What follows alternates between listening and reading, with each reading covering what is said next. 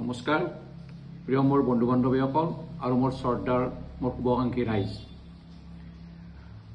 আপোনালোকে নিশ্চয় গম পায় যে আমি আমাৰ হাত দুখন দি আমি দিনে ৰাতি কিমান বস্তু খাই থাকো গতিকে আমি যিবোৰ খাদ্য খাওঁ সেই খাদ্যবিলাক যদি আমাৰ হাতখন পৰিষ্কাৰ পৰিচ্ছন্নতা কৰি আমি নাৰাখি আমি দৌৰাদৌৰিকৈ আহি পানী আৰু চাবোনেৰে হাতখন ধুই আমি আহাৰ গ্ৰহণ কৰোঁ বা যিকোনো খাদ্যবস্তু খাওঁ তেতিয়াহ'লে আমাৰ কিছুমান ইনফেকশ্যন হৈ আমাৰ বেমাৰৰ পেটৰ ভিতৰত বেমাৰ উৎপন্ন হয়।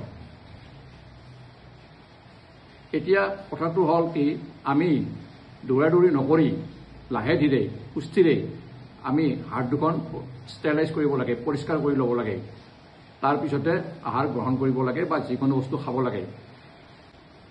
আমি সচৰাচৰ চাবোনেৰে হাত ধুওঁ। আজিকালি বজাৰত এলকহলযুক্ত কিছুমান পদাৰ্থ পায় বা বিশ্ব স্বাস্থ্য সংস্থাৰ মতে ছাইৰেও আপুনি হাত ধুব পাৰে, হাতখন পৰিষ্কাৰ কৰিব পাৰে। হাতখন পৰিষ্কাৰ কৰাৰ কিছুমান নিয়ম আছে। আপোনালোকক মই এই নিয়মকেইটাৰ বিষয়ে অলপ কওঁ, আপোনালোকে অলপ মনোযোগ দি শুনি ল'ব যাতে আপোনালোকৰ কামত আহে। এতিয়া মই আপোনালোকক হাত ধোৱাৰ নিয়ম কিছুমান শিকাম, আপোনালোকে চাই ল'ব।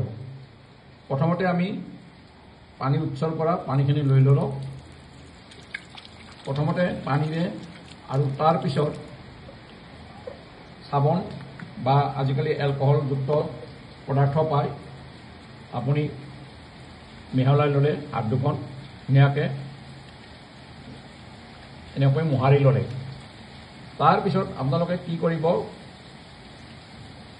সোঁহাতৰ তলুৱাখন আৰু বাঁহাতৰ তলুৱা দুখন লগ কৰি আঙুলিৰ ফাকবোৰ এনেকৈ মোহাৰি দিব, এনেকৈ কিছুমান মোহাৰি দিব। তাৰপিছত আপোনালোকে কি কৰিব, এইটো 2 নম্বৰ ষ্টেপ গ'ল। 3 নম্বৰ ষ্টেপত আপোনালোকে কি কৰিব, সোঁহাতৰ তলুৱাখনেৰে বাঁহাতৰ ওপৰ ভাগটো আঙুলিৰ ফাকেৰে এনেকৈ আপুনি মোহাৰি দিব, কিছু সময় মোহাৰি দিব। ঠিক সেইদৰে সোঁহাতেদি আমি যিটো কৰিছোঁ, এইবাৰ বাঁহাতেৰে সোঁহাতৰ ওপৰ ভাগটো আপুনি এনেকৈ কিছু সময় মোহাৰি দিব। এইটো 3 নম্বৰ ষ্টেপ। এতিয়া 4 নম্বৰ ষ্টেপত আহক আপোনালোকে, যে হাতৰ আঙুলিবোৰ, সোঁহাতৰ আঙুলিবোৰ দেখিছে নহয়, এই সোঁহাতৰ আঙুলিবোৰ আপুনি বেক চাইডটো বাঁহাতৰ তলুৱাখনত আপুনি লৈ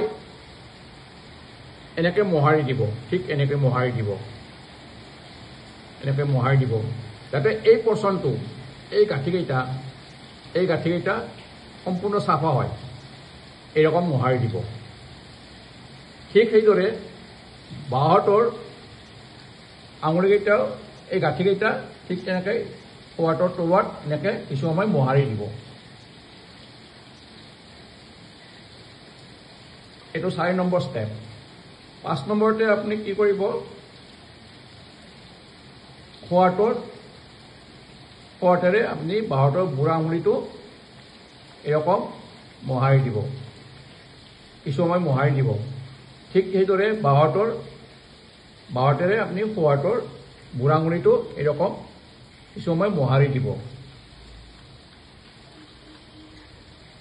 এইটো 5 নম্বৰ।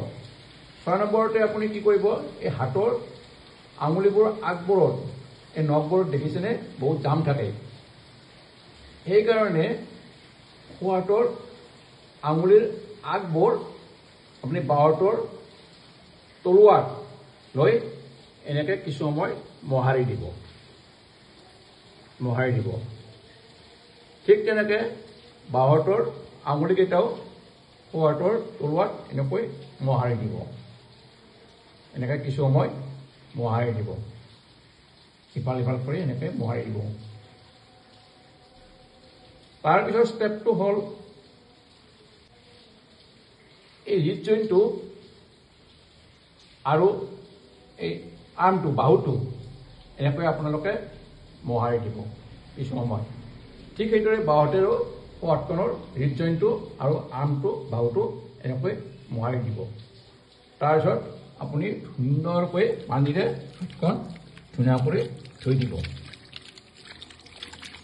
তাৰপিছত আপুনি এখন পৰিষ্কাৰ টাৱেলেৰে হাতখন ধুনীয়াকৈ মুচি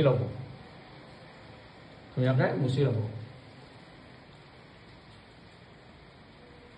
তাৰপিছত আপোনালোকে হাত দুখন ব্যৱহাৰ কৰিব। এইখিনি আপোনালোকে মানি চলক। আপোনালোকৰ মোৰ বিশ্বাস আপোনালোকৰ 70 বা 80% আপোনালোকৰ যিকোনো ৰোগৰ পৰা আপুনি হাত সাৰি থাকিব পাৰিব। আপোনালোকে জানে অপৰিষ্কাৰ হাতেৰে খোৱা লোৱা কৰিলে ডায়েৰিয়া, ডিচেণ্ট্ৰি, বমি এইবোৰ বেমাৰ হোৱাৰ চান্স থাকে। গতিকে আপোনালোকে এইটো নিয়ম যিমান পাৰে সিমানখিনি মানি ল'ব। আপোনালোকে ট্ৰাই কৰিব, মনত ৰাখিব, দৌৰাদৌৰি নকৰিব।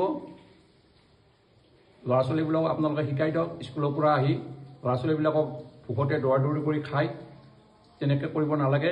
অন্ততঃ মাক দেউতাকে তেওঁলোকক ভালকৈ বুজাই দিয়ক, যাতে তেওঁলোকে এতিয়াৰে পৰা এই হাত ধোৱাৰ নিয়মটো শিকি লয় আৰু